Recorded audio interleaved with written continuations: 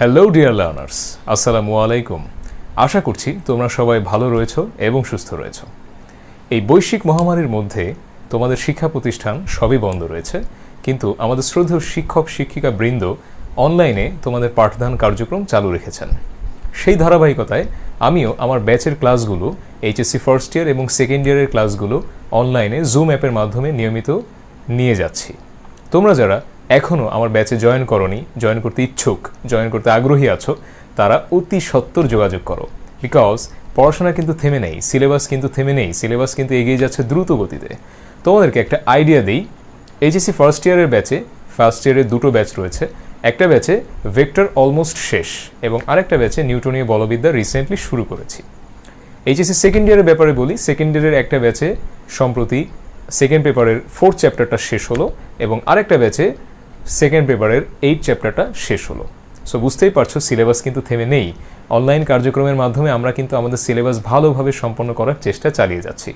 So এখনও যারা ক্লাসে জয়েন করোনি, ব্যাচে জয়েন করোনি, কিন্তু জয়েন করার ইচ্ছা রয়েছে, আর দেরি না করে তাড়াতাড়ি যোগাযোগ করো। লাস্ট ভিডিও লেকচারে আমি প্রাস নিয়ে ডিসকাস করেছিলাম। আমি তোমাদেরকে আগেই বলেছি, গতিবিদ্যা চ্যাপ্টারটা কিন্তু ম্যাসিভ একটা চ্যাপ্টার। এই চ্যাপ্টারে টোটাল 3টা বড় বড় পার্ট রয়েছে। একটা হলো রৈখিক গতি বা একমাত্রিক গতি, আর একটা দ্বিমাত্রিক গতি, আর একটা হচ্ছে কৌণিক গতি। তিনটাই কিন্তু বড় বড় এক একটা পার্ট, এবং এই পার্টে শেখার অনেক কিছু আছে, জানার অনেক কিছু আছে। আমরা ইনিশিয়ালি দ্বিমাত্রিক গতি অর্থাৎ প্রাস নিয়ে ডিসকাস শুরু করেছিলাম, এবং প্রাসের ফার্স্ট লেকচারটা আমি নিয়েছিলাম আগের ভিডিওতে। তোমরা যদি দেখে থাকো, যারা মিস করেছো বা যারা দেখার সময় পাওনি বা কোনো কারণে দেখোনি, তারা অবশ্যই ফার্স্ট লেকচারটা, গতিবিদ্যার ফার্স্ট লেকচার প্রাসের টাইপ 1 যে লেকচারটা, ওটা অবশ্যই দেখে নিও। আজকে হচ্ছে প্রাসের টাইপ 2 ক্যাটেগরি 2 সেকেন্ড লেকচার। তো চলো আজকের লেকচারটা আর দেরি না করে শুরু করা যাক। আজকের টপিকটার নাম আমি ফার্স্টে লিখছি, দেখো টপিক আনুভূমিকভাবে নিক্ষিপ্ত প্রাস। আনুভূমিকভাবে নিক্ষিপ্ত প্রাস, রাইট। আগেই বলেছি, প্রাসের কিন্তু শুধু প্রাসেরই 6টা টাইপের রয়েছে। 6টা টাইপ বা 6টা ক্যাটাগরির প্রবলেম কিন্তু শুধু প্রাস থেকেই চলে আসে। বিভিন্ন এইচএসসি পরীক্ষার প্রশ্ন, বিভিন্ন সালের বা অ্যাডমিশনের প্রশ্ন যদি তুমি অ্যানালাইসিস করো, তুমি দেখতে পাবা শুধু প্রাস থেকেই ঘুরিয়ে ফিরে 6টা ক্যাটাগরির প্রবলেম কিন্তু এখানে হয়ে থাকে। এই 6টা ক্যাটাগরির মধ্যে আবার অনেক সাব ক্যাটাগরি, অনেক সূত্র রয়েছে। সো বোঝার অনেক কিছুই আছে। খুব মনোযোগ দিয়ে ক্লাসগুলো দেখো, আশা করছি সব কিছুই ক্লিয়ার হবে, ম্যাথগুলো ভালোভাবে বুঝতে পারবা এবং থিওরি বেসিক কনসেপ্টগুলোও ক্লিয়ার হবে। আনুভূমিকভাবে নিক্ষিপ্ত প্রাস মানে হচ্ছে যখন তুমি তোমার প্রাসকে ঠিক আনুভূমিক বরাবর নিক্ষেপ করবা, অর্থাৎ ঠিক এক্স অক্ষ বরাবরই যখন তুমি নিক্ষেপ করবা, তখনই সেটা হয়ে যাবে আনুভূমিকভাবে নিক্ষিপ্ত প্রাস। এবং এইটা করার জন্য সবচেয়ে সুবিধা হয় যদি তুমি একটা হাইটে অবস্থান করো। লাইক তুমি যদি একটা বিল্ডিংয়ের ছাদের উপর থেকে তুমি নিক্ষেপ করো, বা তুমি একটা বড় গাছের উপর থেকে নিক্ষেপ করো, বা তুমি একটা পাহাড়ের উপর থেকে তুমি নিক্ষেপ করো, ঠিক আছে? সেক্ষেত্রে তোমার জন্য সুবিধা হবে। দেখো আমরা একটা ছবি ড্র করছি। ধরো তুমি একটা বিল্ডিংয়ের ছাদের উপর আছো, বিল্ডিংয়ের হাইটটা হচ্ছে এইচ। এখান থেকে আমরা যদি এক্স অক্ষ ড্র করি এরকম, এবং ওয়াই অক্ষটা কেমন হচ্ছে এরকম। সো এখানে বলা হচ্ছে আনুভূমিকভাবে নিক্ষিপ্ত প্রাস মানে হলো ঠিক আনুভূমিক বরাবরই তোমাকে নিক্ষেপ করতে হবে, অর্থাৎ এক্স অক্ষ বরাবর তোমাকে নিক্ষেপ করতে হবে। তাহলে ছবিটা কেমন হয়? এই যে ছবিটা এরকম হয়। মানে আমরা ঠিক এক্স অক্ষ বরাবর নিক্ষেপ করব, ঠিক এক্স অক্ষ বরাবর। তাহলে আমাদের ইনিশিয়াল যে অ্যাঙ্গেলটা theta not will be 0 degree. আদি নিক্ষেপণ বেগটা 0 ডিগ্রি হবে, যেহেতু আমরা আনুভূমিক বরাবর নিক্ষেপ করেছি। নিক্ষেপ করার একটা নির্দিষ্ট টাইম, একটা সার্টেন টাইম ট্রাভেল করার পরে সাপোজ ও এই বিন্দুতে এসেছে। এই বিন্দুটার নাম আমরা ধরছি P of X comma Y. অর্থাৎ এই পর্যন্ত তোমার যে horizontal distance that is X and তোমার যে vertical distance that is Y. মানে অতিক্রান্ত আনুভূমিক দূরত্ব হলো এক্স এবং অতিক্রান্ত উলম্ব দূরত্ব হচ্ছে ওয়াই টি সময় পরে। এবং তুমি স্বাভাবিকভাবেই জানো যে এখানে তোমার একটা নির্দিষ্ট বেগ ছিল, একটা আদি নিক্ষেপণ বেগ ছিল দ্যাট ইজ ভি নট। এবং নির্দিষ্ট টাইম ট্রাভেল করার পর এখানে নিশ্চয়ই তোমার বেগ আর ভি নট থাকবে না, একটা নতুন বেগ ক্রিয়েট হবে দ্যাট ইজ ভি, এই যে। এবং সেই ভিটা অবশ্যই তোমার এই জায়গার স্পর্শক বরাবর কাজ করবে। ভি এর অবশ্যই তুমি ভেক্টরের একটা কনসেপ্ট তোমাদের ছিল, এখানে আবার সেই ভি এর দুইটা উপাংশ ক্রিয়েট হবে, একটা হবে তোমার ভি এক্স আর একটা হবে ভি ওয়াই। মানে ভি এর আনুভূমিক উপাংশটা হবে ভি এক্স এবং উলম্ব উপাংশটা হবে ভি ওয়াই। এবং আরেকটা ব্যাপার তোমাকে মাথায় রাখতে হবে, সেটা হচ্ছে আমাদের ইনিশিয়াল অ্যাঙ্গেলটা 0 ডিগ্রি হলেও আমাদের টি সময় পরে নতুন একটা আমরা অ্যাঙ্গেল পাবো। টি সময় পর আদি নিক্ষেপণ বিন্দুর সাপেক্ষে নতুন একটা অ্যাঙ্গেল এই বিন্দুতে একটা ক্রিয়েট হবে, দ্যাট ইজ থিটা। আমরা থিটা ধরে নিচ্ছি, থিটা ধরে নিচ্ছি, এক্স অক্ষের সাথে আমরা থিটা অ্যাঙ্গেলটা ধরে নিচ্ছি। আমি পুরো ব্যাপারটা তোমাদেরকে আবার ব্রিফ করি। দেখো, আমরা যখন আনুভূমিকভাবে নিক্ষেপ করব আমরা অবশ্যই কোনো একটা হাইটে থাকবো, লাইক একটা বিল্ডিংয়ের উপরে বা একটা গাছের উপরে বা একটা পাহাড়ের উপর থাকবো, সেখান থেকে আমরা আনুভূমিক বরাবর নিক্ষেপ করব। তাহলে আমাদের ইনিশিয়াল অ্যাঙ্গেলটা হবে 0 ডিগ্রি এবং আমাদের ইনিশিয়াল যে বেগটা, আদি নিক্ষেপণ বেগ আমরা ভি নট ধরে নিচ্ছি।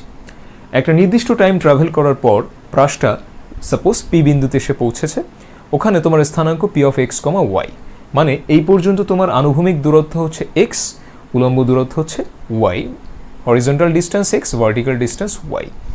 এই পি বিন্দুতে আমাদের নতুন প্রাপ্ত বেগ হলো ভি। ভি এর আবার দুইটা উপাংশ থাকবে, একটা হলো তোমার ভি এক্স আর একটা হলো তোমার ভি ওয়াই। এবং এই যে তুমি যে স্টার্ট করেছো যেখান থেকে তুমি নিক্ষেপ করেছো, ওইটার রেসপেক্টে পি বিন্দুতে একটা নতুন অ্যাঙ্গেল তুমি পাচ্ছ, দ্যাট ইজ থিটা। এই হচ্ছে পুরো চিত্রের বিবরণ। তো চলো একটু একটু করে আমরা লেখা শুরু করি।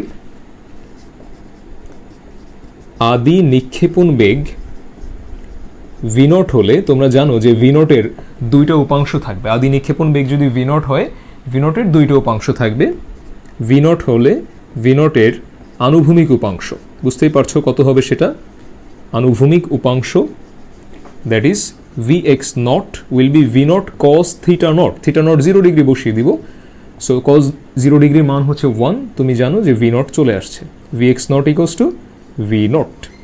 এবার যদি আমরা বলি ভি নটের উলম্ব উপাংশ কত হবে, দেখো উলম্ব উপাংশ V Y nought equals to V nought sine 0 degree, that means 0। তাহলে আমাদের ভি ওয়াই নট আসছে 0। খুব স্বাভাবিক, তুমি একটা নির্দিষ্ট উচ্চতা থেকে একটা বস্তুকে ঠিক ঠিক আনুভূমিক বরাবর নিক্ষেপ করছো। তাহলে ঠিক আনুভূমিক বরাবর যদি তুমি নিক্ষেপ করে থাকো, তার উলম্ব দিকে বেগের উপাংশ থাকাটা তো সম্ভব নয়। সো এই কারণে দেখো উলম্ব দিকে বেগের উপাংশটা 0 হয়েছে, কিন্তু একটা আনুভূমিক দিকে তোমার বেগের একটা উপাংশ আছে, কিন্তু উলম্ব দিকে তোমার বেগের উপাংশটা 0 হয়েছে। এবার দেখো, টি সময় পর অর্জিত বেগ ভি হলে স্বাভাবিকভাবেই টি সময় ট্রাভেল করার পর একটা নতুন ভেলোসিটি আসবে, দ্যাট ইজ ভি। টি সময় পর অর্জিত বেগ ভি হলে ভি এর আনুভূমিক উপাংশ কত হবে, ঝটপট মনে করে ফেলো। আনুভূমিক উপাংশ V x will be V x not plus GT. আমরা আগে বেসিক সূত্রটা লিখলাম, এটা আমাদের বেসিক সূত্র, এবং আমরা জানি যখন আনুভূমিক বরাবর হিসাব নিকাশ আসে তখন জিটাকে 0 ধরে নিতে হয়। কেন জি 0 ধরে নিতে হয় তার বিস্তারিত আমি কিন্তু লেকচার 1-এই বলেছি। তোমরা যারা লেকচার 1টা মিস করেছো অবশ্যই লেকচার 1টা আগে দেখে আসো, না হলে এই লেকচার 2তে কিন্তু বিভিন্ন জায়গায় প্রবলেমে পড়তে হবে। সো জিটি 0 হয়ে যাচ্ছে, ভি এক্স নটের মানটা ভি নট থাকছে। So finally V x equals to লেখা যায় ভি নট, কোনো চেঞ্জ হলো না, ভি এক্স ভি নটই থেকে গেল। এবার যদি বলি ভি এর উলম্ব উপাংশ, নিশ্চয়ই তোমরা বুঝে গেছো উলম্ব উপাংশ কত হবে, V Y nought plus G T. Basic সূত্রটা আগে লিখবো, ভি ওয়াই নট কত এসেছিল 0, তার মানে উলম্ব দিকে বেগের কোনো উপাংশ ছিল না, আদি নিক্ষেপণ বেগের কোনো উপাংশ উলম্ব দিকে ছিল না, 0 ডিগ্রি 0 চলে আসছে এখানে, এবং এখানে ভি ওয়াই নট 0 আসার কারণে শুধু জিটি থাকছে, অতএব V Y equals to G T. That's it. অতএব টি সময় পর মোট বেগ, টি সময় পর তোমার মোট বেগ বা লব্ধি বেগ যেটাই তুমি বলো, লব্ধির সূত্র নিশ্চয়ই মনে আসছে, তুমি ভেক্টরে পড়ে আসছো, that is V equals to V X square plus V Y square plus 2 into V X into V Y cause দুইটা উপাংশের মাঝখানে অ্যাঙ্গেল হয় 90 ডিগ্রি, বসিয়ে দিলাম, কজ 90 মানে তো 0, সো ফাইনালি থাকছে V X square plus V Y square. V X এর মান বসিয়ে দাও ভি নট, ভি ওয়াই এর মান বসিয়ে দাও জিটি, দ্যাটস ইট, এটার রুট ওভার। এই হলো তোমার টি সময় পরে মোট বেগ। তাহলে আমরা আদি নিক্ষেপণ বেগের দুইটা উপাংশ, দুইটা সূত্র পাচ্ছি। টি সময় পরে বেগের আমরা দুইটা সূত্র পাচ্ছি, একটা হচ্ছে ভি এক্স, একটা হচ্ছে ভি ওয়াই, এবং টি সময় পর মোট বেগ বা লব্ধি বেগ আমরা পেয়ে যাচ্ছি, that is V naught square plus GT square. দেখো এই পর্যন্ত আশা করি কারো কোনো প্রবলেম নেই। যদি এই পর্যন্ত প্রবলেম না থাকে এরপর আমরা এক্স ওয়াই এবং থিটা বের করব। টি সময় পর অতিক্রান্ত, তুমি জানো যে টি সময় পর তোমার প্রাসটা দুইটা ডিস্টেন্স কভার করেছে, একটা হচ্ছে তোমার হরিজন্টাল ডিস্টেন্স, একটা হচ্ছে ভার্টিক্যাল ডিস্টেন্স, আনুভূমিক দূরত্ব, উলম্ব দূরত্ব। সো টি সময় পর অতিক্রান্ত তুমি যদি বলো যে আনুভূমিক দূরত্ব, সেটা কত হবে? আনুভূমিক দূরত্বের সূত্র কি বলো তো? x equals two vx not into T plus half g t square. আমরা বেসিক সূত্রটা আগে লিখবো। vx নট মানে হচ্ছে v not, so v not থাকছে, টি এটা জিরো হচ্ছে। কেন জিরো হচ্ছে সেটা আমরা জানি, লেকচার 1-এও ব্রিফ করেছিলাম, ওটা এখানে আর বলছি না। x equals to v naught into t, okay.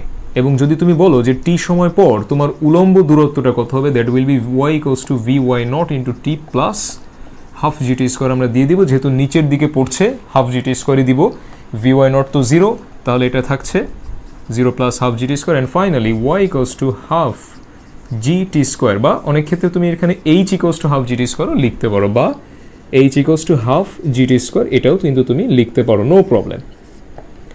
So আমরা x পেয়ে গেলাম, y পেয়ে গেলাম। এবার আমাদের যে থিটাটা, এই থিটাটা আমরা বের করব। টি সময় পর আদি নিক্ষেপণ বিন্দুর সাপেক্ষে সৃষ্ট কোণ থিটা হলে tan theta will be vy by vx, অতএব theta equals to tan inverse vy divided by vx, that's it. এই মানগুলো বসাই দিলে হয়ে যাবে। সো এই হচ্ছে আমাদের আনুভূমিকভাবে নিক্ষিপ্ত প্রাসের টোটাল থিওরি। আনুভূমিকভাবে নিক্ষিপ্ত প্রাসের মধ্যে টোটাল আমরা কি পাচ্ছি? আদি নিক্ষেপণ বেগ ভি নটের দুইটা উপাংশ পেলাম, দেন টি সময় পর বেগ তার দুইটা উপাংশ পাইলাম, টি সময় পর মোট বেগ বা লব্ধি বেগটা পেলাম। এবার আমরা টি সময় পর অতিক্রান্ত আনুভূমিক দূরত্ব x পেলাম, অতিক্রান্ত উলম্ব দূরত্ব y পেলাম, এবং আমরা থিটা পেলাম। তাহলে মোট 8টা সূত্র কিন্তু আমরা এই টাইপ থেকেই পাচ্ছি। তাহলে প্রাসের টোটাল টাইপ আছে 6টা। তাহলে আরও কত কত সূত্র আসবে একবার ভেবে দেখো। সো ধারাবাহিকভাবে আমি ভিডিও লেকচারগুলো আপলোড করব, তোমরা ধৈর্য সহকারে খুব মনোযোগ দিয়ে ভিডিও লেকচারগুলো দেখবা, ইনশাল্লাহ তাতে করে তোমাদের এই প্রাসের সমস্ত বেসিক থিওরিটিক্যাল কনসেপ্ট ক্লিয়ার হবে। সো আরও বেশি ক্লিয়ার করার জন্য আমি এখন তোমাদেরকে একটা ম্যাথ দিব, ম্যাথটা তোমরা করার চেষ্টা করো, আশা করছি এই কনসেপ্টটা ক্লিয়ার হয়ে যাবে। ডিয়ার স্টুডেন্টস, দেখো তোমাদের জন্য আমি এখানে একটা প্রবলেম সেট করেছি।